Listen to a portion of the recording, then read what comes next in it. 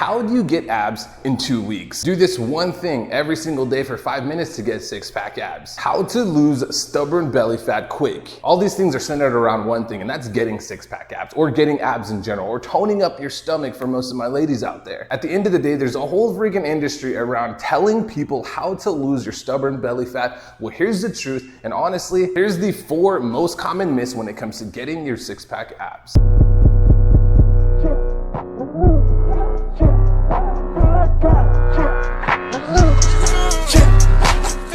Myth number 1 is one you hear all the time, and I want to knock this out the park, and that's abs are made in the kitchen. Wrong. If anything, abs are made in the gym or at home or wherever you work out, in your garage gym for lack of a better term, and then they're revealed by what happens in the kitchen. You see guys, abs are like any other muscle group on your body, is they need to be trained close to muscular failure in order to build them up, in order to induce hypertrophy, to build the muscle and make sure that you have something to show once you get lean enough. But, and there's a huge but, like I'm talking BBL but, no matter how much you train your core, no matter how much you train your abdominal musculature, you will not be able to see them. You will not be able to see them if you have too much excess body fat, more specifically on your stomach. And the best way, the best diet to make sure that that happens, you ready for it? To be in a calorie deficit. But you need to be in a calorie deficit long enough for you to see the change that you want to see. We all have different genetics. Some people store body fat on different areas. Some people can be a higher body fat percentage and still see their abs. Some people you need to get down to the nitty-gritty to really bring them out. But at the end of the day, is being in that calorie deficit or following a diet that puts you in a calorie deficit long enough for you to see the results that you want to see is going to be the way to go. Myth number 2 is training abs every day is going to get them up. And honestly, this plays hand in hand with myth number 1, but guys, take it from my example as story time for you guys. I had a best friend back in the day. His name was Ray, and Ray was pretty lean at the time, and I had just gotten a phone. I'm in high school, about 16 years old, and we're sitting there, and he pulls up his phone and gets the nice downlighting flexes his abs, and is like, yo, Sky, look. Shows me the picture, shredded, and I'm like, I want to do that. So I try hard. I get my phone out, I put it in, right angle, trying to flex and get the nice, but no matter how hard I flexed, I didn't. They just didn't happen, yo. And after that night, I was hitting abs like 100 in my bed every single night to make sure that I can try to develop them enough or burn enough fat on my stomach to bring them out. But that's simply not gonna happen. Abs are like every other muscle group. Train them 2 to 3 times per week.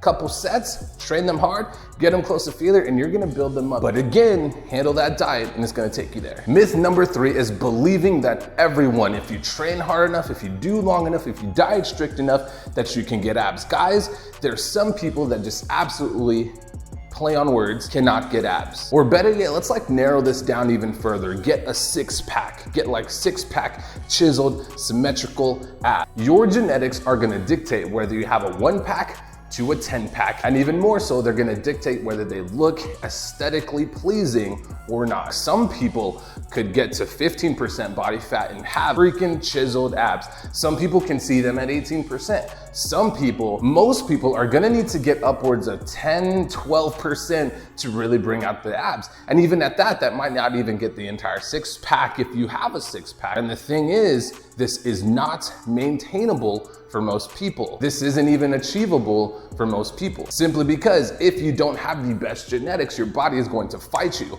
Hunger, lack of energy, lack of motivation, all these things. And that's just a few of the factors that might be a hindrance to really taking you to that next level to finally see your 6-pack or your pack or your 10-pack, you know what I mean? Now this brings me to the most frustrating myth of them all, but before I get into that, guys, if you're new here, hit the subscribe button, and hey, I post literally every single day, whether it's a short or a YouTube video, which, the YouTube video is probably once a week, but hey, leave a like if you like the video and comment which myth really hit you hard on this one. Okay, myth number 4 is eating a certain food is gonna burn your belly fat. Avoiding a certain food is gonna burn your belly fat. And or cutting out and avoiding carbohydrates specifically is gonna burn your belly fat. Now guys, this is simply not the case. No amounts of apple cider vinegar, not ashwagandha, no detox tea, no cinnamon contraption mixed with thing to make a certain concoction to create a chemical reaction in your stomach is going to cause any sort of thing to happen like that. Now, for the whole cutting carbs thing, guys, I understand when people say you don't need to cut carbs to lose weight.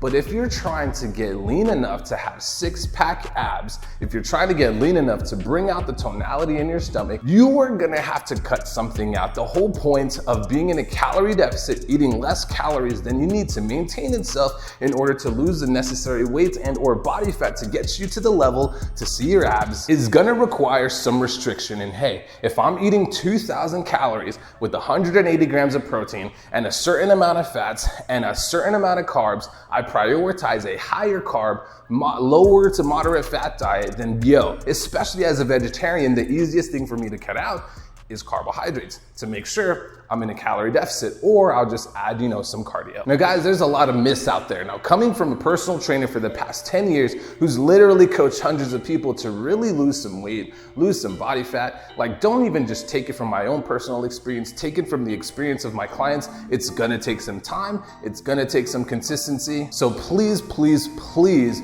be careful who you listen to out there. Like, comment which one of these myths really blew your mind. Subscribe if you want more videos like this in daily content. And hey, if you really want to coach, if you really want a strategy to get this handled, coaching will be the first link in the description. Apply and we'll see if you're a good fit. Peace, love, and gains. And that's the people freaking.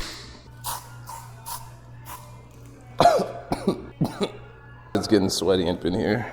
In all reality, it's not even that bad, to be honest.